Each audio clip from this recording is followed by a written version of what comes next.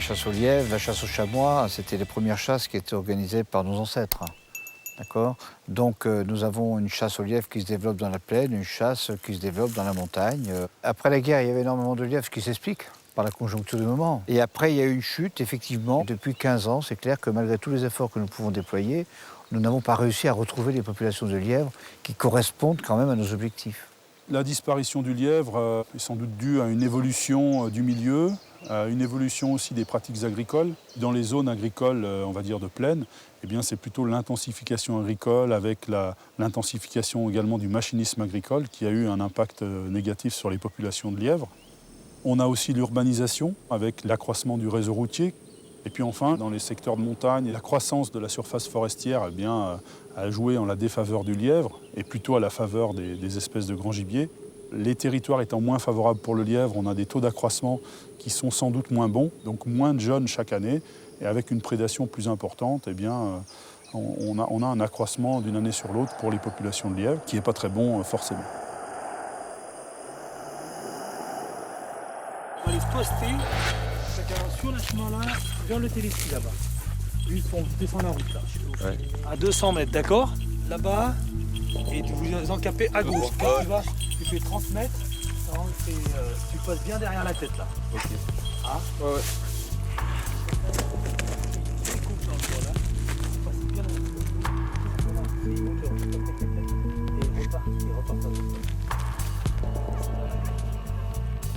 Alors le lièvre, la journée, il se tient gîté, c'est-à-dire qu'on le trouve soit en bordure de forêt, soit dans des buissons, soit parfois en plein pâturage, dans des gîtes qui sont des petites dépressions au ras du sol. C'est un animal qui est nocturne, donc à la tombée de la nuit, il sort dans les pâturages pour se nourrir d'herbe essentiellement. Et tout l'intérêt de cette chasse, c'est justement, elle réside dans le travail du chien. Lorsqu'on arrive le matin, le chien doit reprendre la trace du lièvre et il doit démêler cette trace jusqu'au gîte de façon à lever le lièvre et à lancer la chasse. C'est une chasse qui est sportive et puis c'est une chasse qui est très fine. Sans chien, il n'y a pas de chasse du lièvre. Tout l'intérêt de ces chasses réside dans le travail du chien.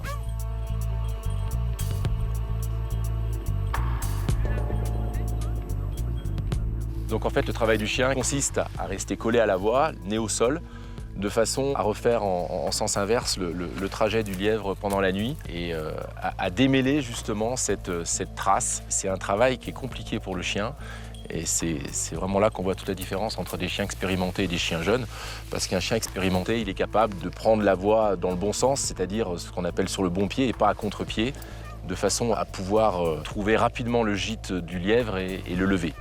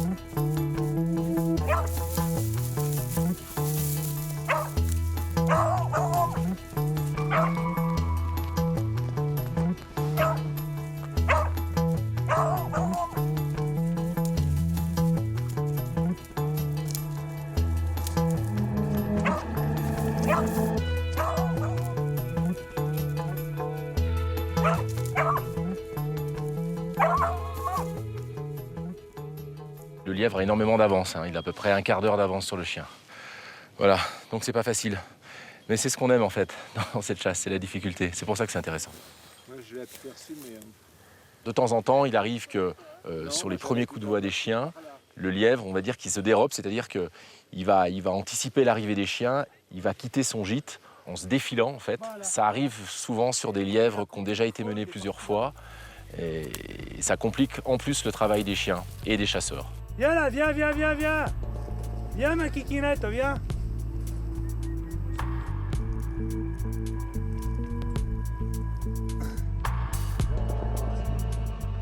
La Fédération des chasseurs, depuis de nombreuses années, on entretient d'excellentes relations avec avec l'État de Genève et notamment avec le service de la faune, avec les gardes-faunes de l'État de Genève. Et un jour, ils nous ont dit qu'ils avaient des problèmes de surpopulation de lièvres.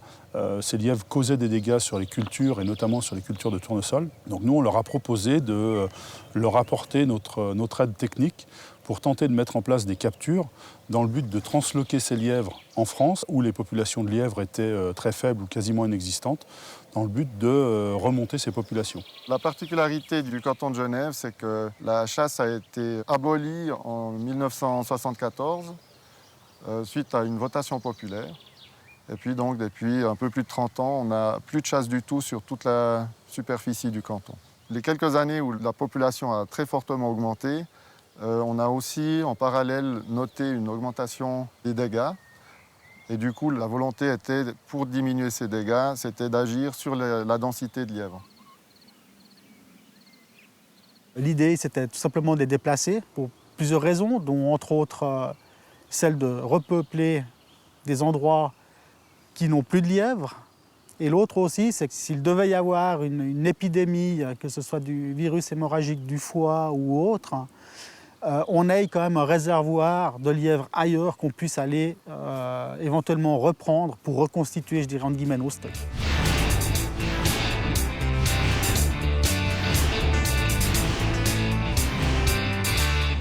Les captures, c'est un travail de longue haleine. On doit faire des observations la veille ou l'avant-veille avec des optiques de nuit, des amplificateurs de lumière, de manière à voir quelle est la quantité de lièvres qu'on trouve dans certaines parcelles, savoir est-ce qu'ils sont présents. Tu penses que l'opération, notamment ces tracks-là, devrait attaquer à peu près quand les gamins seront là ou ça sera déjà fait ça? Mais de toute façon, une chose qui est sûre, c'est qu'on va prendre le temps. Ouais, d'accord. On va prendre le temps parce que c'est... Une fois qu'on aura bien bouclé, on pourra démarrer.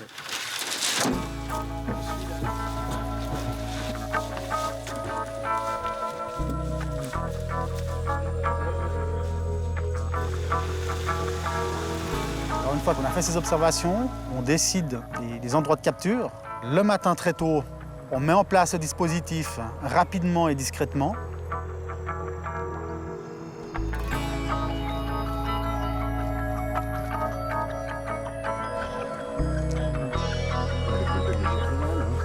On part de là?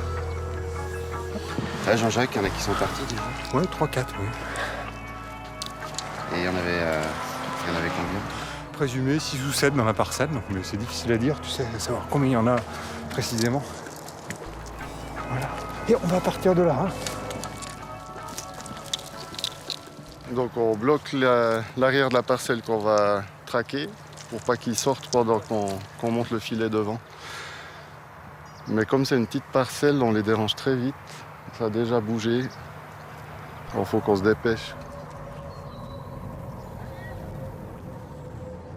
Ensuite, une fois que le dispositif est mis en place, qu'on a tiré les filets, on met en place la ligne de traque. Et après, méthodiquement, tous les 10 mètres, on s'arrête, on repart, on s'arrête. C'est quand on s'arrête souvent que les lièvres partent. On a vu des lièvres démarrer pratiquement à 50-60 cm dans les jambes parce qu'on ne les voyait pas. Et le but, c'est éviter qu'ils reviennent, c'est vraiment de les pousser dans les filets.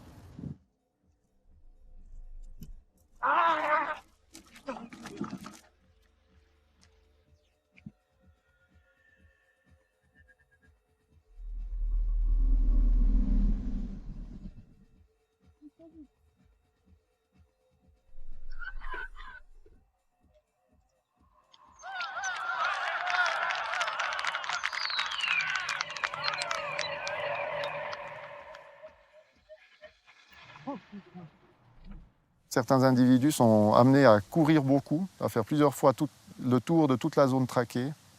Et là, au bout d'un moment, on a décidé de les laisser sortir de la traque. Parce que si on les capture, avec le stress qui vient encore après, ils risquent de mourir. Et comme ce n'est pas le but, on préfère les laisser sortir du dispositif plutôt que de prendre des risques.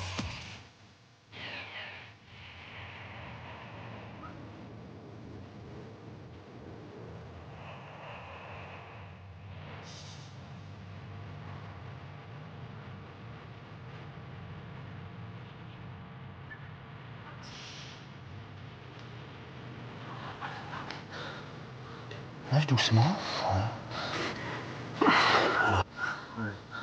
Faut pas qu'il s'inique, on y va doucement. Là, je vous dirais que c'est pas. Hop, comme ça, lâche, vas-y, lâche. En tant que voisin, Genève a une surpopulation de lièvres dans un secteur qui leur pose d'ailleurs des difficultés. Et nous avons mené des opérations de, comment dirais-je, de prélèvement important sur Genève. Et nous avons passé des conventions avec un certain nombre d'associations locales de chasse qui permettent pendant 3 ans, si vous voulez, de ne pas chasser pour essayer de voir si on retrouve une population de lièvres intéressante, quoi. On va se prendre ça en 3 groupes. Tout ça, vous allez déjà prendre les premiers flexinettes. S'il s'avérait qu'il y a des endroits où on a trop de lièvres qui posent des problèmes, c'est une très très bonne solution. Maintenant, ce qu'il faut savoir, c'est que ça demande beaucoup de moyens et surtout beaucoup de main-d'œuvre. Alors là, nous avions, nous, des moyens limités. On a fait intervenir beaucoup des gens bénévoles. On a travaillé avec plus de 90% de bénévoles. On a mobilisé le moins de ressources publiques. Mais c'est quand même des opérations qui sont longues dans le temps, qui demandent beaucoup de préparation et qui demandent de la motivation des volontaires. Pardon. Allez, pour une deuxième pêche. Ah non, c'est bon.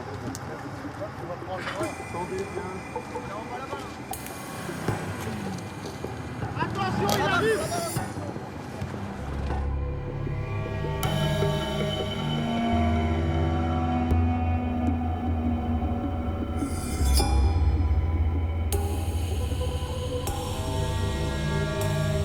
Attention, ça vient. Toto, il est là.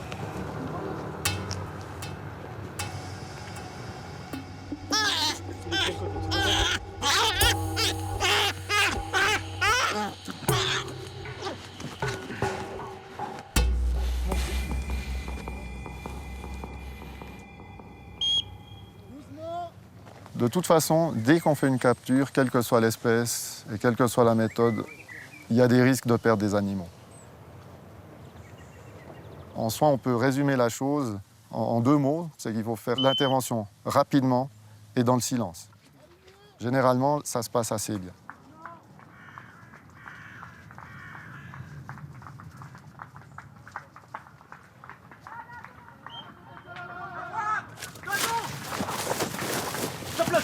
Chope-le. Les pattes arrière. Là, les grilles. Il est sorti. Ça vient. Derrière, je le tiens. Je le tiens devant. Derrière, je le tiens. Ah putain, j'ai mes doigts dedans. Voilà. Le sac.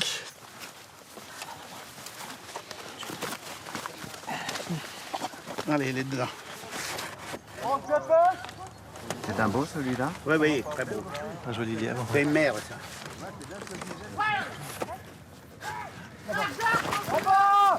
Allez. Il dort, c'est pas vrai! Ça fait 2. Il est bon? Ferme. Bon, il est démaillé? Ouais, c'est bon. Il y en a encore, hein?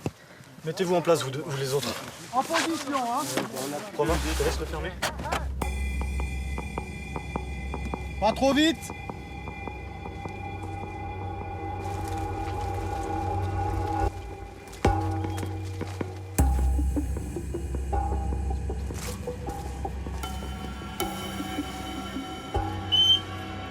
Lièvre!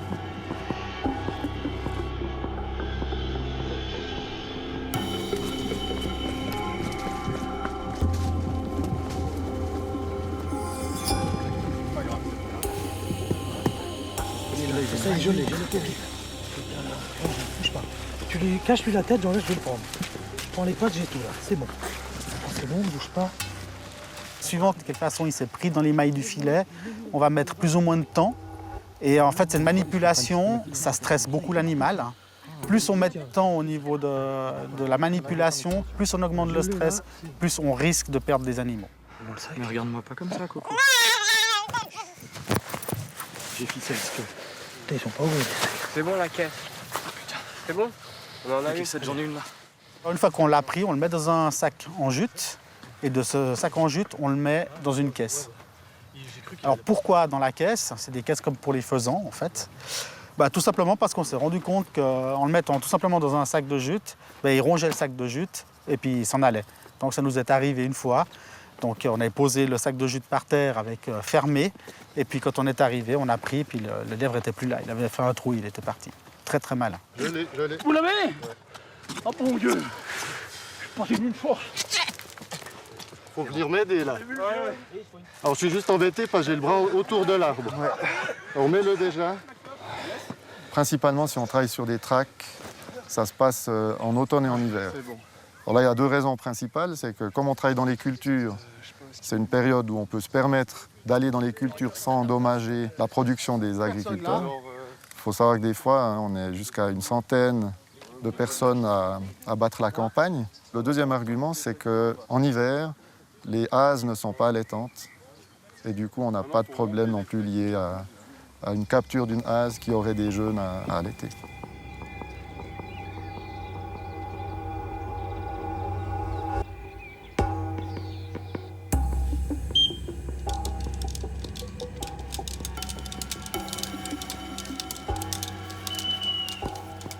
Donc on a essayé différentes techniques.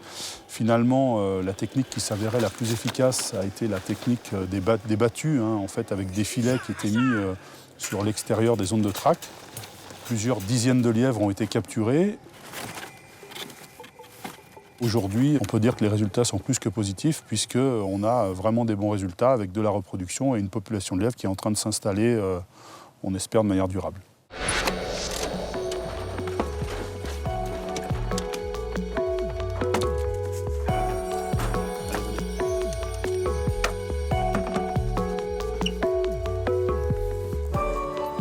On descend faire le secteur là-dessous, José. Allez, venez. Hop, hop, hop, hop. Babar, là. Babar. Viens, Babar, viens.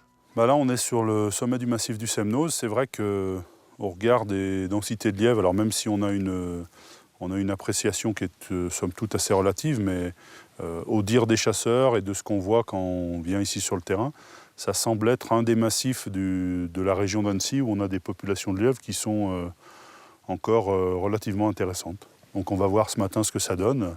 Il semblerait qu'il y ait déjà un petit peu de pied là. Donc là, on va descendre le long de la bande forestière, là, et puis pour voir si on trouve une retirée, essayer de lever un lièvre au gîte.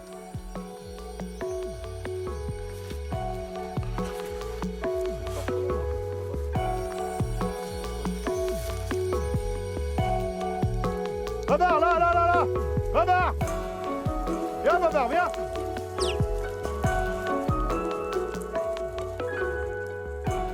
Alors il y a toujours cette passion du lièvre, mais comme on n'a plus les chiens pour chasser le lièvre, ou plus beaucoup de chiens pour chasser le lièvre, donc on y va beaucoup moins. Aujourd'hui, il n'y a plus beaucoup de monde qui y monte, sauf 2, 3 un peu spécialistes qui viennent ici, puis les prélèvements sont assez dérisoires. De 2, 3, à voire 4 lièvres, pas plus dans l'année. Mais en étant dans un massif comme celui-là, entre 1500 et 1700 d'altitude, on a toujours la beauté du paysage et tout, quoi. Viens, allez. Viens, Chéran. Viens, Chéran, viens. Viens, Chéran. Allez, Chéran, allez. Babar, allez.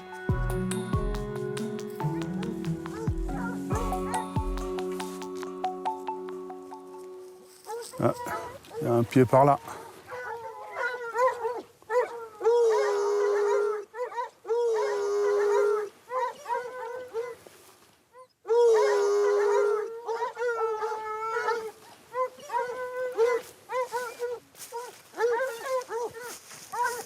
Doucement, Babar. Là, les chiens viennent de trouver un pied, donc là, ils rapprochent sur les voies de la nuit. Donc l'objectif maintenant va être de trouver ce qu'on appelle nous ici la retirée au bois, de manière à retrouver l'endroit où le lièvre est rentré en forêt pour aller gîter, dans l'objectif d'essayer de le mettre ce lièvre sur pied pour que les chiens puissent le mener. Il n'y a quand même pas un pet de rosée. Allez, Babar.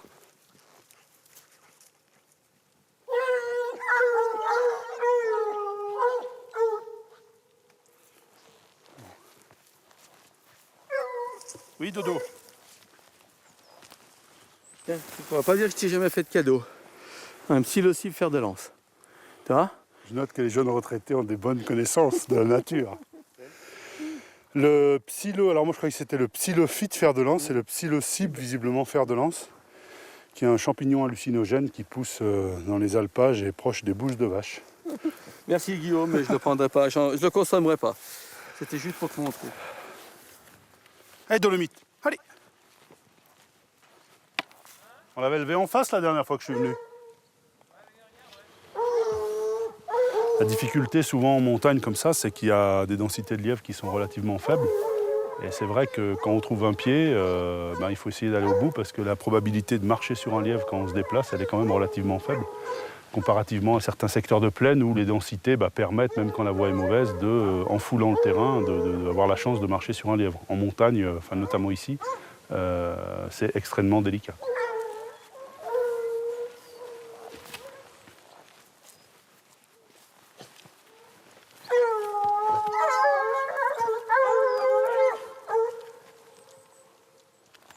Là, c'est caractéristique des voies pas évidentes, c'est-à-dire que les chiens se récrient par moments, mais ils ont du mal à trouver les défilés, quoi.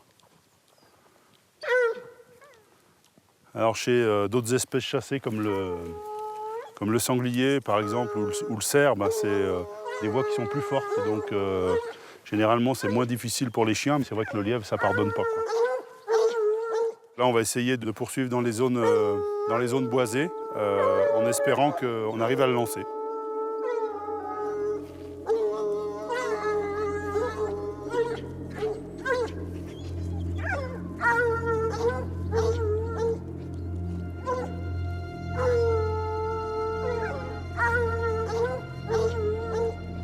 Allez, allez, chien là. Allez. Il rentre par le chemin, mais c'est timide. Hein.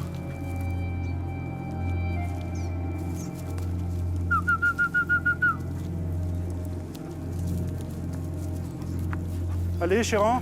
Là. Allez, putain. Hein? Oui, Maurice, là. Oui, Maurice. Oui, Kalida, là. Oui, Maurice. Hein? Oui, Maurice, là. Oui, Maurice.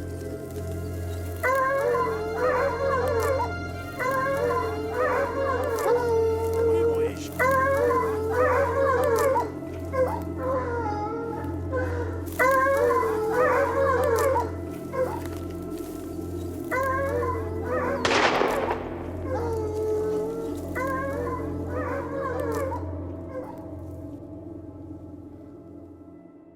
Là, c'est son gîte. Donc, il a fait son enchant dans le pâturage où les chiens ont rencontré. On a suivi le pied tout le long en donnant de la voie. Quand je suis arrivé à la route, les chiens avaient perdu. Donc, je leur ai fait travailler le bas de la route, le haut de la route. Et quand ils ont travaillé le haut de la route, il y a un chien qui a marché dessus. Doucement, arrête. C'est l'alternative. Ah, c'est un levreau. Un levreau? Ouais. Tu prends entre l'index et le majeur, comme ça, tu plies la patte. Tu viens à l'articulation et tu remontes le long de l'os. Et quand tu remontes le long de l'os, ici, il y a une bosse. Tu vois. Quand il a la bosse, c'est qu'il a moins de 10 mois. Ah, d'accord. Ils n'ont pas la bosse, les vieux? Les adultes, après 10 mois, ils n'ont plus la bosse. D'accord. Bien. Oui, voilà. Bon à savoir. Bien marqué. Merci, Jo. C'est bien, les chiens.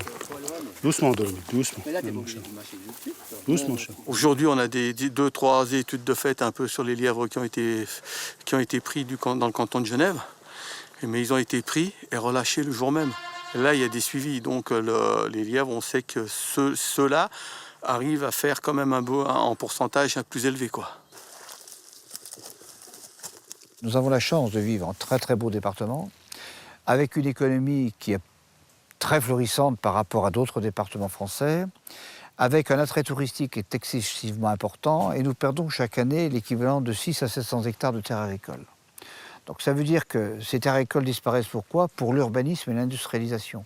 Ce sont des territoires de chasse qui disparaissent en plaine. Et ça, c'est la grosse préoccupation de la Fédération de la Haute-Savoie aujourd'hui, c'est comment mobiliser encore tous ces chasseurs de plaine et surtout ne pas les perdre.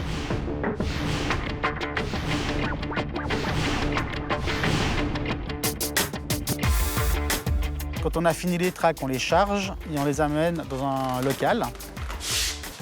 Et là, on va les sortir, on va les peser, les sexer Et ensuite, soit leur mettre de toute façon tous une bague auriculaire, soit à droite pour les mâles, à gauche pour les femelles. Et certains dont les équiper avec un radioémetteur VHF. Tu vois, il fait 3, 4, ça fait 3 kg 100. 3 kg 100.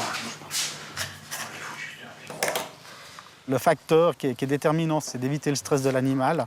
Donc on le conditionne dans un endroit où il n'y a pas de bruit, où il n'y a personne qui parle, on n'a pas de mouvement, on n'a pas de circulation ou quoi que ce soit. Et le but, c'est de garder les lièvres en détention le moins longtemps possible. Plus on les garde en détention longtemps, plus le taux de mortalité va s'accroître.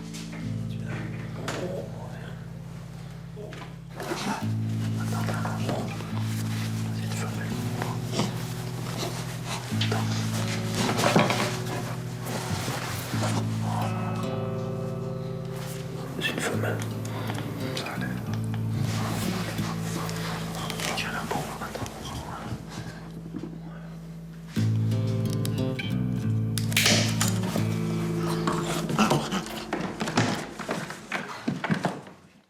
Lors de la manipulation, on les sexe.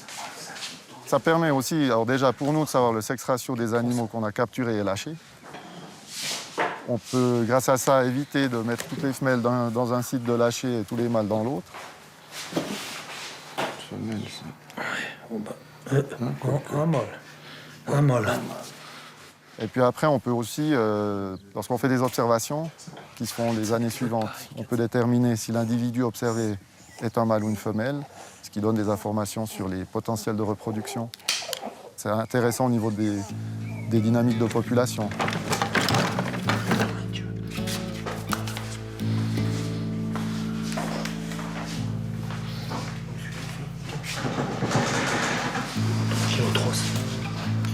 Dans le sac, hein.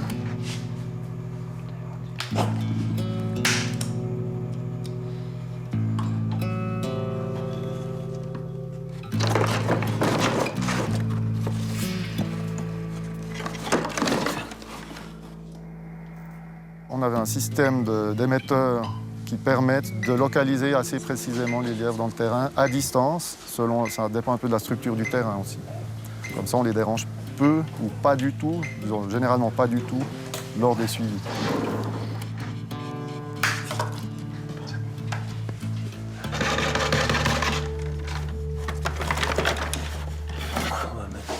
Marqueur, s'il te plaît. Une fois que le lièvre est conditionné, il est mis là dans une cage de rétention. Et à partir de là, le plus rapidement possible, on le déplace sur les lieux de lâcher.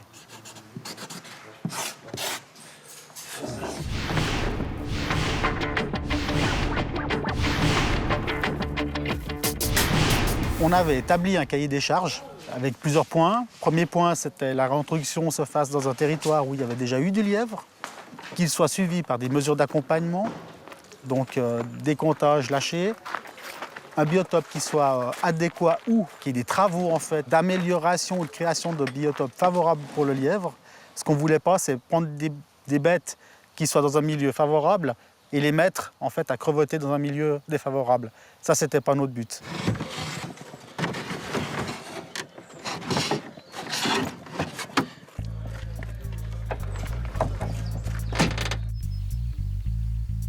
Il y a plusieurs sites qui ont été sélectionnés qui sont assez différents dans leur structure. Il y a 2 sites de plaine, un qui a une mosaïque forêt-culture assez importante. C'est peut-être l'endroit, a priori, où les résultats sont les moins bons. Après, on avait une zone où on avait moins de forêt, mais quand même des bosquets dispersés dans une zone moitié herbage et élevage, moitié grande culture. Et là, on a des résultats vraiment très, très intéressants.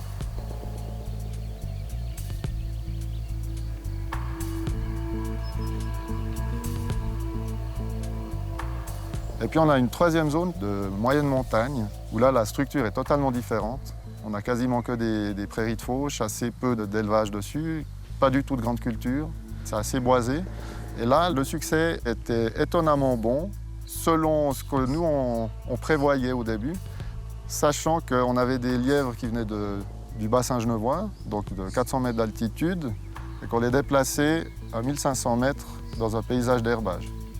Dans les critères de sélection, il fallait par exemple une implication des milieux synergétiques, justement pour s'impliquer dans les captures, parce que c'est des captures qui demandent beaucoup de bénévoles, de s'impliquer dans le suivi sur les années suivantes et d'accepter le moratoire sur la chasse. Donc ça, c'était déjà une série de facteurs qui étaient assez contraignants.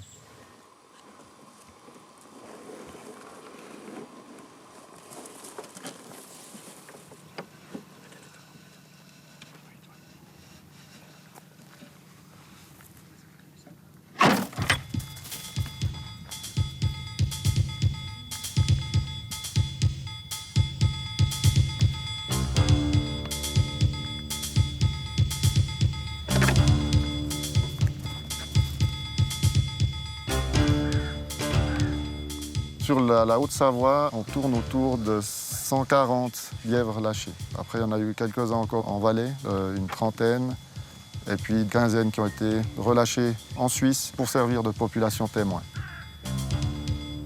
On a fait aussi un test avec un lâcher de lièvre d'élevage.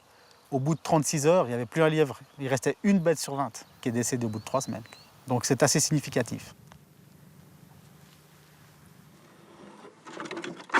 En montagne, c'est un gibier intéressant parce que, premièrement, c'est un gibier qui se défend énormément. Deuxièmement, c'est un gibier qui nous permet d'entendre les chiens, et ça, c'est fabuleux. C'est quand même ça l'image de la chasse, quoi. Une belle menée de lièvre, c'est assez extraordinaire. Ce sont des menées que nous n'avons pas forcément sur le grand gibier aujourd'hui, qui se chassent différemment.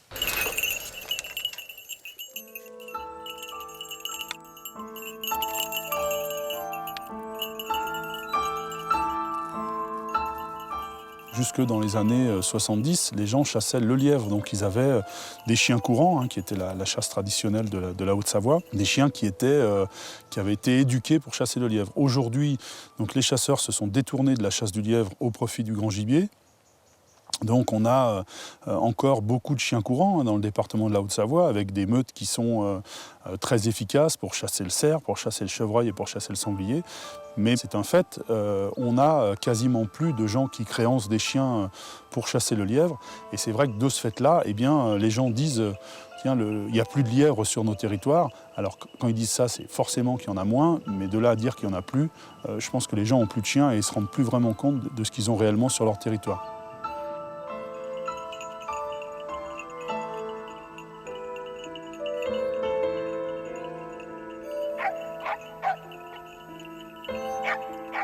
Alors aujourd'hui, donc, ce matin, on a essayé donc, de chasser avec une autre race de chien, les teckels. C'est une race de chien qui est très bonne pour la chasse. Courageux et qui ne ménagent pas leur travail.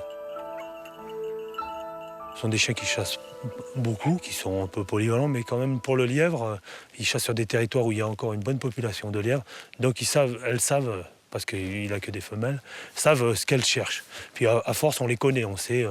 Elles ne vont pas prendre un chevreuil, le sanglier, on connaît suivant la voix et comment elle fait, comment elles réagissent, on sait ce qu'il y a devant.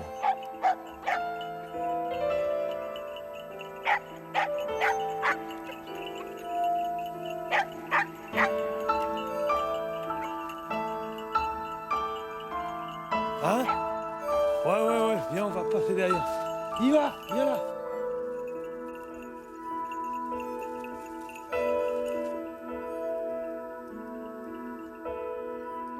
Là, ce sont encore des zones préservées où il n'y a pas trop de dérangement, mais des très bonnes zones d'hivernage. Et notamment, on le voit l'hiver, quand tu reviens le matin, avec des traces, c'est tracé de partout. On va les remonter, là. T'as l'aigle royal qui traîne, là. Ouais, bah là, tu vois, ils viennent.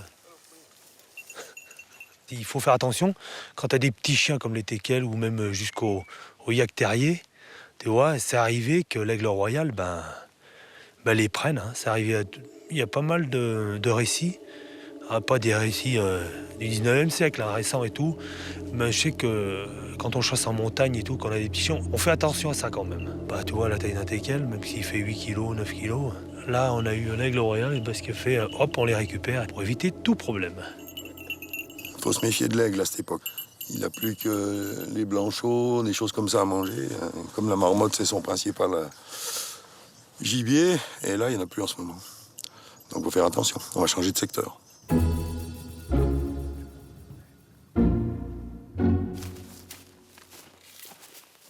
Regarde c'est de la rosée. Alors les doudous, il est où le pimpin là? C'est dur hein ce matin. Hein?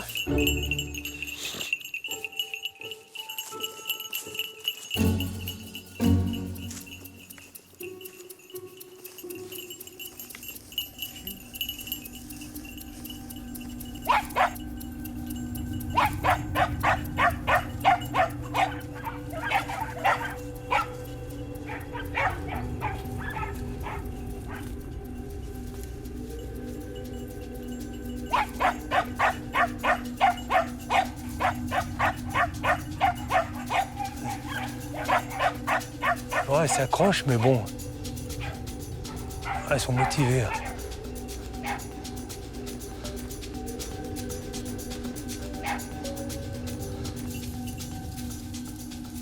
Il me semble que je les ai entendus là tout à l'heure. Les premiers coups de voix étaient par là, donc je sais pas, le lièvre a dû se partir. Tiens, bah regarde le gîte. Ouais, il semblerait, ouais. Ouais, bah tu vois, regarde. Ouais, il gîtait là, puis il est monté là. Tu vois, les chiennes reviennent, alors ça se perd vite. Puis bon, il a tellement d'avance par rapport à ces petits chiens, donc bah c'est bien les fifis, hein. Ouais, regarde. Ouais, oui. Pas des petits gabarits, tiens, tu vois, regarde là. Voilà, mais bon. Bah, c'est un peu le problème du teckel, hein, c'est que dans des milieux un peu pentus, bah, il est vite distancé. Après les années de capture, de marquage, de suivi de la population, les chasseurs sont conscients de la chance qu'ils ont eue, du suivi et du travail que ça a demandé. Donc dans le futur, on optera pour une gestion rigoureuse de l'espèce, dans le but qu'elle reste pérenne sur ce massif. C'est bien les petites saucisses. C'est bien ma Vicky. Viens là.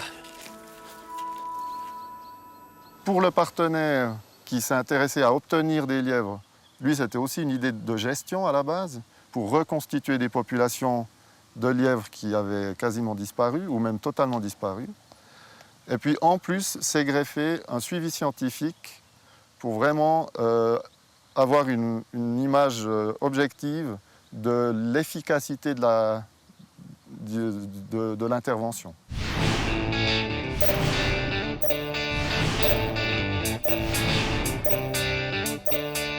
Plusieurs méthodes de suivi. Le premier pour l'évaluation, c'est les comptages ICA. Donc on fait un parcours en voiture et on fait toujours le même parcours. On part toujours la même heure, le même parcours et on compte le nombre d'animaux qu'on voit. Donc il y a un comptage au phare.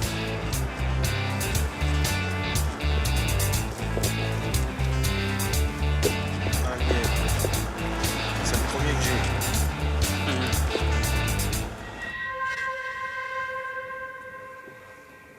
En zone de montagne, le comptage est très difficile, il se fait à pied. On n'a pas le choix, on ne peut pas faire avec un phare, un véhicule, on n'a pas les mêmes moyens. Et quantifier les animaux dans ces zones-là, c'est beaucoup plus dur.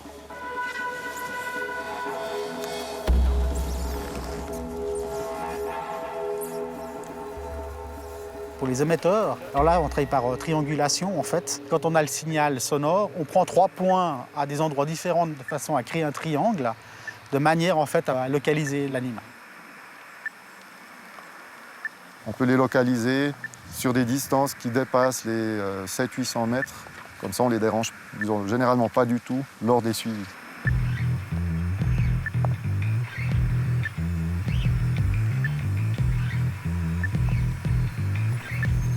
Au niveau du suivi par télémétrie, on voit que les individus qui sont relâchés, au début, ils sont un petit peu erratiques dans le site de lâcher, mais qu'après quelques mois, ils se stabilisent.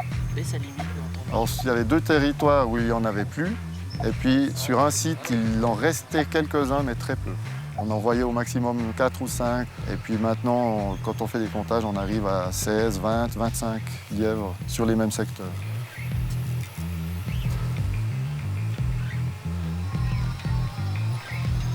Un des premiers résultats, c'est déjà de voir que la population s'est bien installée. Quand on fait des comptages, même 2 ans plus tard, on voit des lièvres, nettement plus qu'avant. On a des preuves de reproduction, ce qui est un excellent signe aussi. Plus on avance, plus on voit d'animaux qui n'ont pas de marque aux oreilles. Et comme on les a relâchés dans des sites où il n'y avait plus de lièvres, c'est une preuve de reproduction.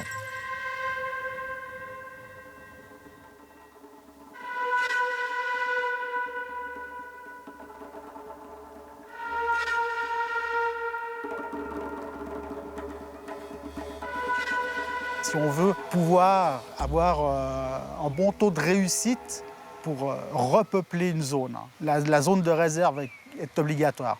Si on ne laisse pas pendant un certain temps les populations monter, arriver à cette fameuse dynamique de population, les résultats ils seront très probablement pas là, ça c'est clair.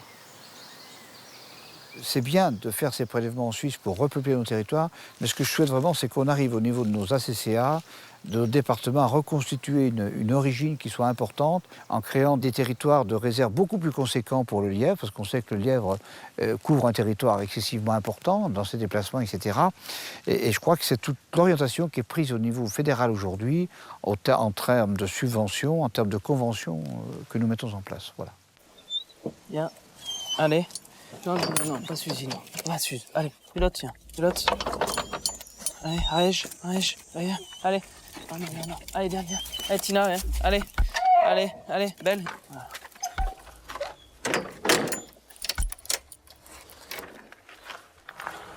Allez, hop. Donc, on allait tout y prendre. Ouais, bon. Là, on est au pays des Aravis, donc les communes à côté, que ce soit Manigot, Le Gros-Bornand, La Clusaz, Thônes, c'est quand même des ACCA qui chassent quand même encore le lièvre, qui sont un peu restés dans les mœurs, on va dire. Et surtout la chasse aussi des anciens, que les jeunes, avec les quantités de grand gibier, se sont détournés plus sur le grand gibier. Mais moi, je sais, quand je propose une chasse au lièvre à 2-3 anciens du cru, on va dire, là, on voit qu'ils retrouvent leur jeunesse, donc ça leur fait plaisir, quoi. Partir à 2-3, chacun dans leur coin au lièvre, ça, on peut dire que c'est la chasse traditionnelle qui se pratiquait à l'époque, quoi. Et on commence à ressentir un peu que ça revient, quoi. Le lièvre un peu présent, on est dans un endroit typique de montagne, donc c'est vrai qu'on a les deux espèces. Dès qu'on va monter 200-300 mètres, on est sur une superposition où le blanchot et le lièvre cohabitent.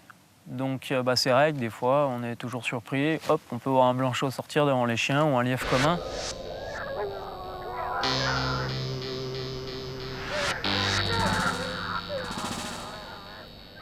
À l'époque, ils chassaient avec 1 voire 2 chiens.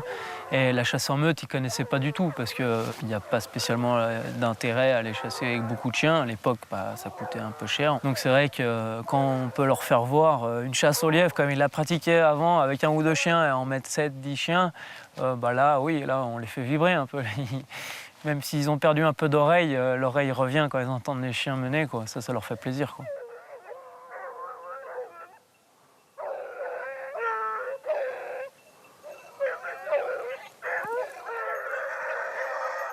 Il ne faut pas spécialement des chiens spécifiques, mais il faut quand même des chiens qui aient un peu l'habitude à travailler dans ces milieux. À 2000 mètres, là, le lièvre, lui, il met 10 minutes pour y monter. Hein. Donc on voit qu'on ne met pas 10 minutes pour faire 1000 mètres de dénivelé. Donc on ne peut pas être trop chien sur tous les défauts. Donc on veut des chiens qui aient de l'initiative et qui savent chasser tout seuls.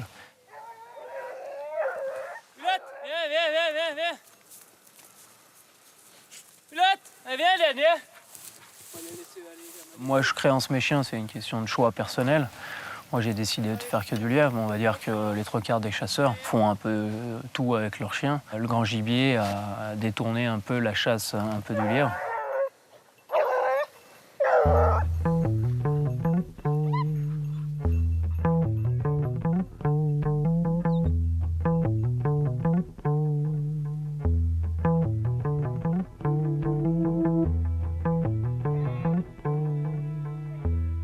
Les lièvres font quand même beaucoup de chemin. Ici, on a lâché à 1500, mais ils peuvent très bien monter à 2000. Monter dans les cailloux, perdre les chiens, dans les piaillers, parce qu'on a des étendues qui sont des grands piaillers, donc le lièvre s'en sert pour perdre des chiens. Quand on le chasse, c'est vrai qu'il peut aller un peu dans ces zones refuge où il a l'habitude d'aller en zone d'hivernage.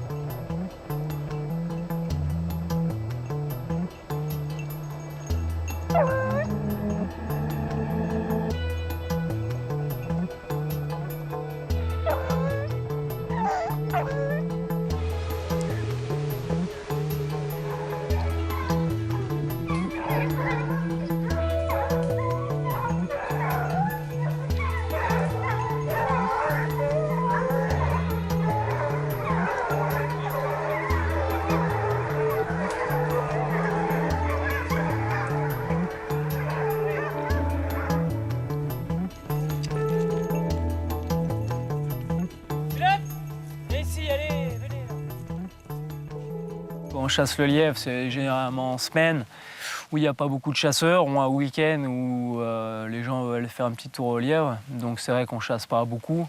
En l'occurrence, ce matin, il y avait qu'un fusil, donc entre la montagne et puis un fusil, il a quand même beaucoup de chances de passer à travers. Cette année, la moitié des lièvres que j'ai pu lancer étaient des levreaux, donc ce qui nous montre qu'il y a du reproducteur et qu'il y a un taux de réussite qui est assez important et qui est des fois plus important que sur les zones de plaine. Ici, on limite quand même tout ce qui est impact agricole, pas de pesticides. Bon, il manquerait un peu de 2-3 cultures, comme ça se faisait un peu à l'époque. Avant, tout le monde avait son petit champ d'orge ou d'avoine pour leurs bêtes. C'est ce qui manquait un peu. Mais on peut dire quand même que la montagne a été bien entretenue, donc le lièvre est toujours présent. Il n'y a pas de raison que ça ne dure pas, quoi.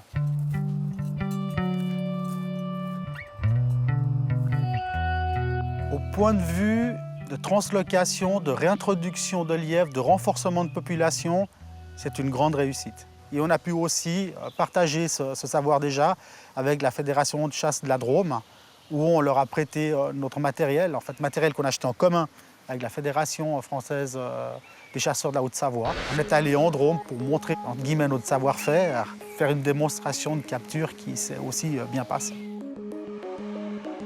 De toute façon, ça peut être appliqué sur d'autres espèces. Probablement que les espèces territoriales sont plus difficiles à gérer. Ça vaudrait le coup de faire des études pour voir justement, lorsqu'on lâche un individu, comment les individus en place réagissent, avant de pouvoir vraiment utiliser cette méthode comme une intervention de gestion. Tout le monde est unanime pour le dire, prendre des lièvres sauvages pour les réintroduire dans des milieux qui sont adéquats, qui ont été préparés, où on leur laisse la chance de pouvoir se développer, ça c'est une réussite.